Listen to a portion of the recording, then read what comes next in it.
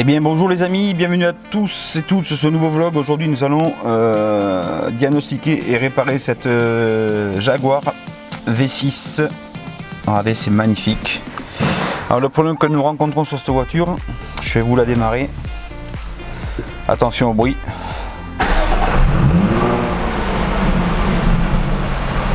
Alors on va laisser tous les calculateurs se réinitialiser et on va voir les défauts qui apparaissent. Donc déjà ici nous avons à droite voyant d'airbag allumé constamment et les plaquettes de frein. Donc ça, tout le monde sait faire les plaquettes de frein, mais je vais quand même vous montrer comment on fait les plaquettes de frein sur une Jaguar. Donc c'est un véhicule qui a 39 000 km et qui va être à vendre très prochainement. Donc voilà. Donc ça fait plaisir d'avoir une belle voiture dans l'atelier, surtout des gens qui nous font confiance. Regardez ce tableau de bord en cuir avec des surpiqûres noires. Regardez la qualité de finition. Avec ici pareil du cuir avec des surpiqûres noires. Enfin, c'est un véhicule qui est magnifique pour avoir roulé avec.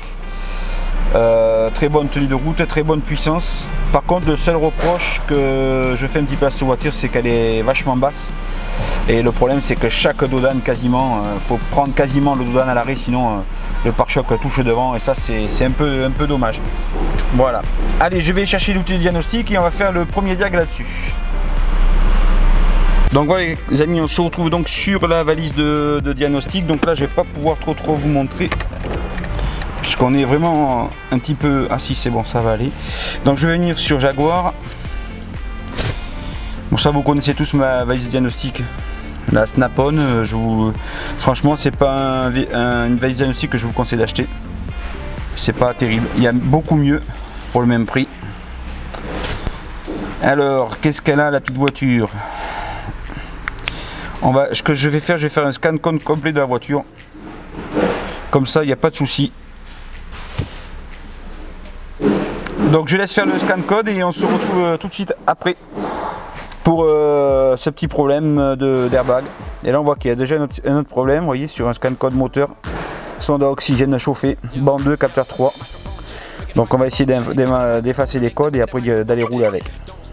Les amis, très important quand vous faites un diagnostic sur des voitures comme ça avec beaucoup de calculateurs, il faut brancher ce qu'on appelle un outil spécifique pour les diags. Donc je ne vous présente plus celui-là, je vous l'ai déjà présenté dans une autre vidéo.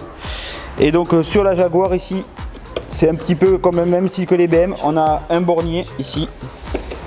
Là, donc on va se brancher ici même la plus et ici la masse.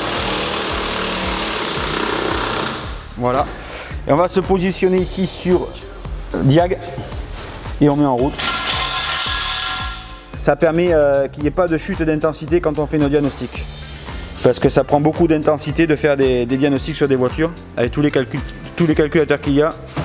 Et quand on met le contact, il y a pas mal de calculateurs qui sont alimentés. Donc il vaut mieux mettre ça, un système pour faire, comme on appelle ça, les diagnostics.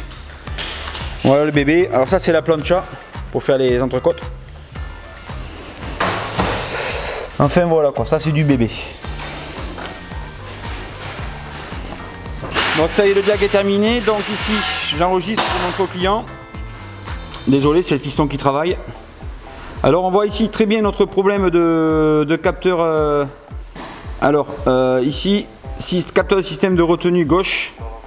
Donc ça c'est le problème d'airbag qu'on a ici. Airbag, il y a deux codes. Et là il nous dit configuration initiale incomplète. Donc ça c'est normal puisque tant qu'on n'a pas réparé le capteur d'airbag, on ne peut pas réinitialiser le module d'airbag. Et là, bus de communication CAN haute vitesse, aucune information de type secondaire.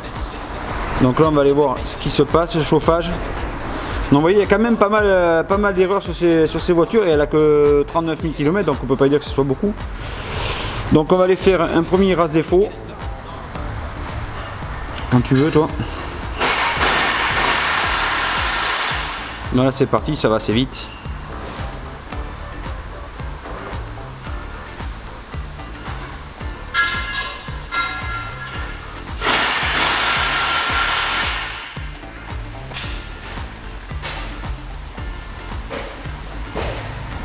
Voilà. Système détecté 21. 21 calculateurs, c'est cette voiture. Et ensuite, moi je refais, je vais couper le contact pour tout valider.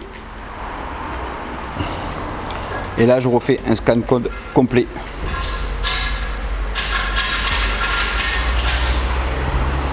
On se retrouve après ça. Copains, voilà de retour sur ce diagnostic une deuxième fois. Donc on voit en haut que le code moteur a disparu, mais ça faudra l'essayer, la sonde lambda. Ici on a toujours les problèmes d'airbag. Et après le reste on est en vert, mais il faudra quand même aller l'essayer. Donc je me suis sorti le schéma électrique. Voilà, et c'est ce capteur là qu'on va changer. Le 23. Et pour ça il faut démonter tout le panneau de porte. Donc je vais aller déconnecter l'airbag au moyen de mon petit diagnostic là. Et après on se retrouve après. Copains, le panneau de porte est démonté de la Jaguar. Donc on retrouve le capteur de choc conducteur latéral côté gauche. Donc dans la logique des choses c'est celui-là. Ici c'est là où vient se brancher le panneau de porte. Donc si vous voulez faire un repérage par la couleur des fils, les gars, oubliez. Hein. Là c'est vraiment de la technicité. Et voici le panneau de porte, comment il est ici. Et on voit très bien que c'est très bien fini, très bien étudié. Voilà. Donc ça s'enlève. Bon, ça a déjà été démonté, parce qu'on voit quelques agrafes qui ont sauté. On va tout remettre en place.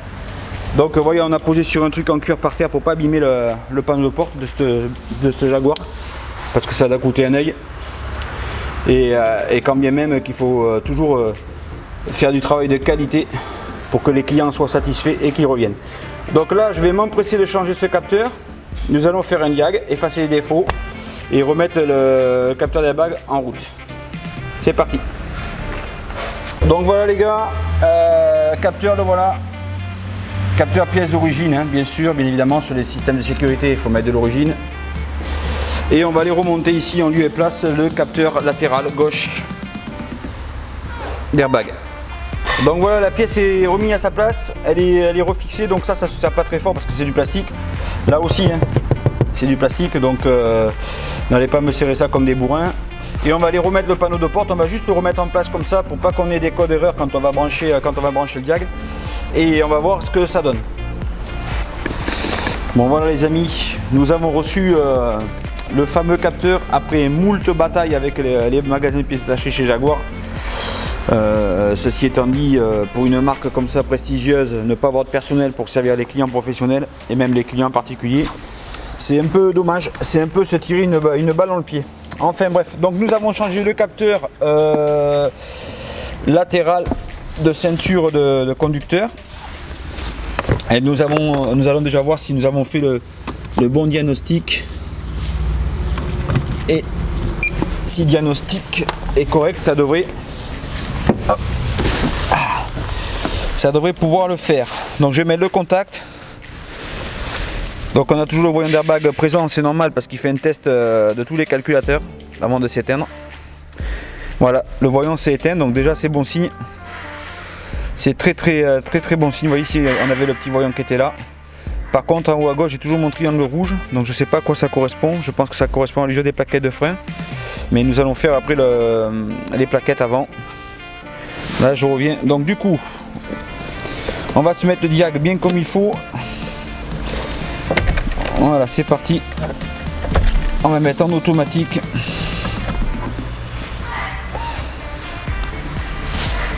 Jaguar, on est bon. Je vais moi dans ce qui m'intéresse, airbag. L'écu doit être déterminé, bon ça c'est normal. On va aller sur les codes erreurs. Et du coup, on va aller effacer les codes. Effacer les codes oui. Suppression des codes achevés. On retourne sur les codes. Et là on n'a plus aucun code présent, donc je vais couper le contact pour tout valider avec la voiture. C'est beau hein. Bon, une fois que tout s'est éteint, je remets mon contact. Je laisse bien que tous les calculateurs se mettent en route. Je reviens en arrière. Je reviens sur mes codes erreurs. Et je n'ai plus aucun code. On peut considérer donc que la voiture est réparée. Je vais quand même la démarrer au cas où.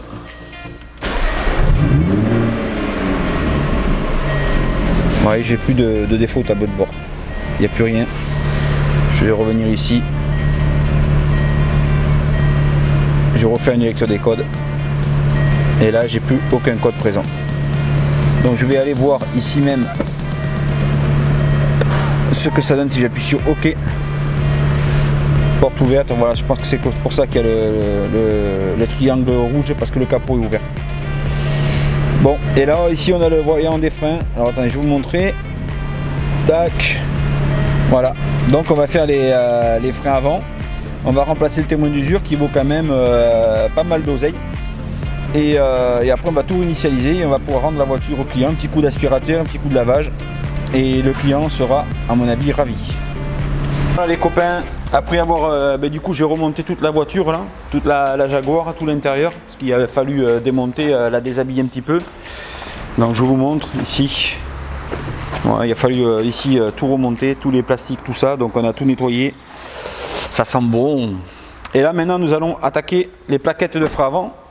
Et pour ce faire, il faut défaire ici le bouchon de remplissage liquide de frein, parce que quand on va repousser les pistons des étriers, ça fait une pression dans le bocal et souvent le mètre cylindre il y passe, donc là il faut absolument ouvrir le bocal pour pouvoir faire les plaquettes.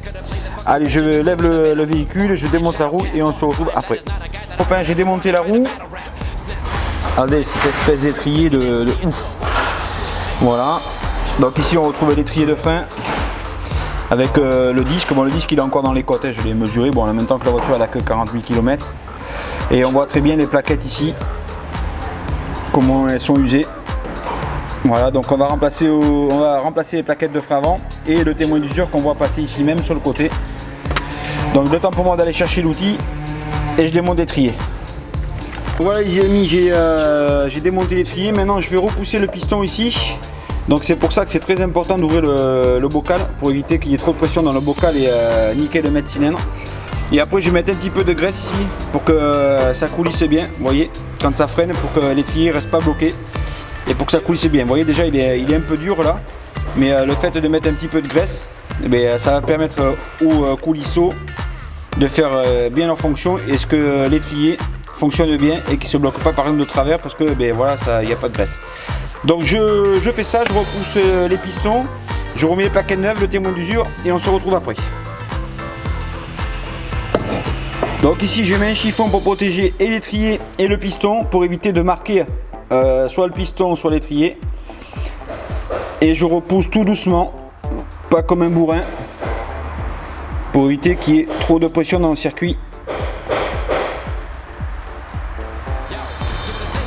Et je fais revenir à zéro mon piston, je le rentre complètement dans l'étrier. Voilà. Donc là on est revenu au point zéro et on vérifie que le joint à lèvres n'est pas abîmé, le cache-poussière. On le remet bien à sa place. Vous voyez, parce que regardez comment il est là. Là il est un peu mal mis. Donc on essaie de bien le remettre à sa place, que tout soit fonctionnel. Voilà, vous voyez, là il est dans sa position d'origine. Et on voit très bien que le piston n'est pas marqué. Voilà. Donc ça je le pose ici en attendant. Et je vais aller chercher mes plaquettes neuves.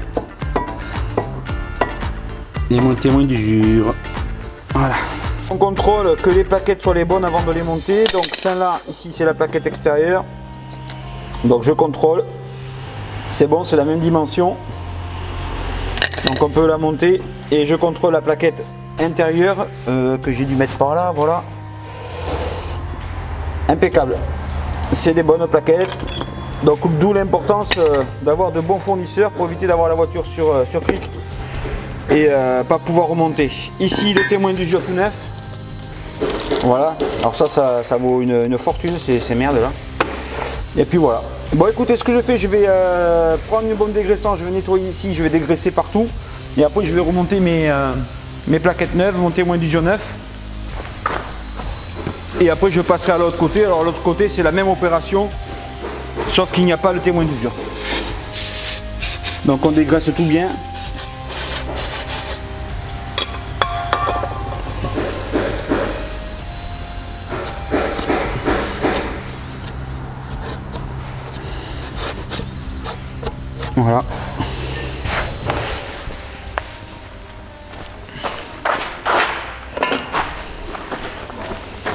Je conseille également à tout le monde de mettre ici un petit peu de graisse légèrement, pas 3 tonnes pour pas que ça aille sur le disque. Un petit peu de graisse haute température pour que les plaquettes coulissent bien. Voilà, et ça évite de faire du bruit aussi. Donc j'en mets juste un petit peu, j'en mets pas, vous voyez, j'en mets pas une tonne.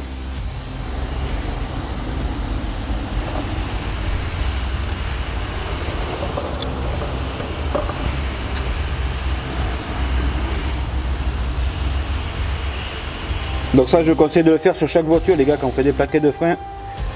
Ça évite que les plaquettes restent bloquées, que ça siffle. Et ça permet de bien revenir en arrière. Voilà, léger, vous voyez. Il n'y en a pas 3 tonnes. Hein. Et après on met des plaquettes neuves, on ne met pas les doigts dessus. Voilà, et ça permet à votre plaquette de coulisser, vous voyez. Quand ça s'use, eh ça coulisse, ça reste pas bloqué sur l'étrier et ça siffle pas comme ça revient bien à zéro. Voilà. Allez, je remonte et on se retrouve après.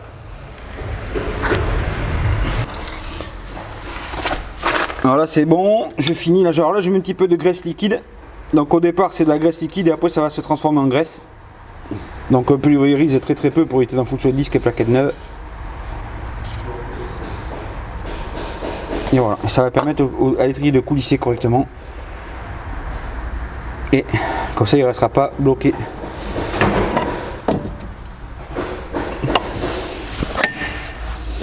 Vous voyez ? Ça va déjà beaucoup mieux par rapport à tout à l'heure. Allez, je m'assure que ma plaquette est bien emboîtée. Je retire un peu l'étrier pour ça. Et c'est bon. Maintenant, je vais monter le témoin d'usure.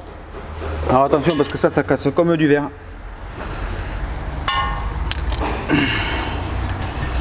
Voilà, on enfonce bien. Voilà. Témoin d'usure tout neuf. Et maintenant, je vais remettre mon étrier en place. Alors pour ce faire, ça passe dedans. Hop.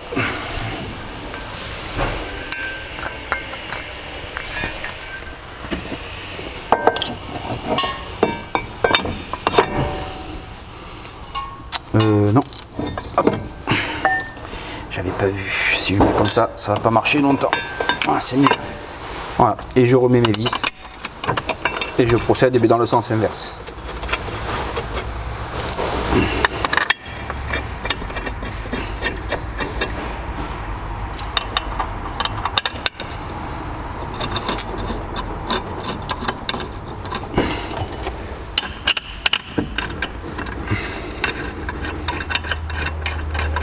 Voilà les amis, on peut dire que voilà, les plaquettes de frein sont faites. On peut également dire que l'airbag est réparé. Donc on pense à bien remettre ici même le fil avec le cache-poussière du purgeur de frein, l'étrier, et on repasse bien le faisceau comme c'était d'origine pour garder toujours à l'esprit un travail de qualité. Et on rebranche derrière ici. Ah, tout est en alu maintenant sur les bagnoles. Le témoin d'usure. Hop.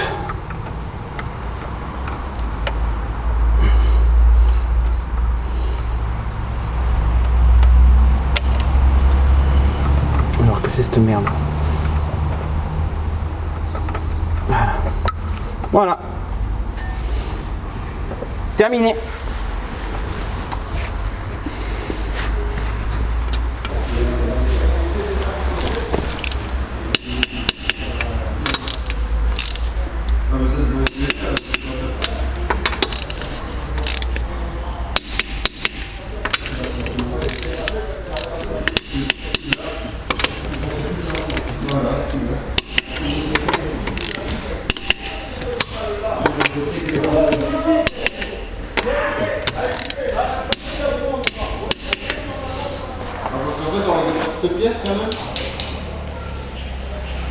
Les amis, les freins sont terminés sur le Jaguar, donc on s'assure que le niveau du liquide de frein est au bon niveau. Il ne faut jamais remplir votre vase de liquide de frein quand il en manque, parce que ça veut dire que s'il manque du liquide de frein, que vos plaquettes sont usées. Donc si vous remplissez votre vase et qu'après vous changez vos plaquettes, ça va dégueuler, vous allez en foutre partout. Donc voilà, on peut considérer que cette voiture est maintenant terminée. Bon voilà les amis, le moteur tourne.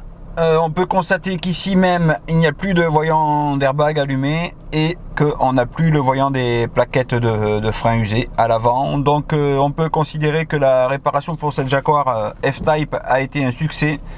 Il s'agissait bien du capteur latéral conducteur qui était HS, et du coup ça nous déclenchait un voyant d'airbag au tableau de bord. Donc je vous remercie tous et toutes d'avoir suivi cette vidéo. N'oubliez pas de liker et de vous abonner à ma chaîne pour vous tenir informé de toutes les nouveautés. On se retrouve très bientôt pour une nouvelle vidéo. Ciao, bye bye, merci à vous. Vas-y.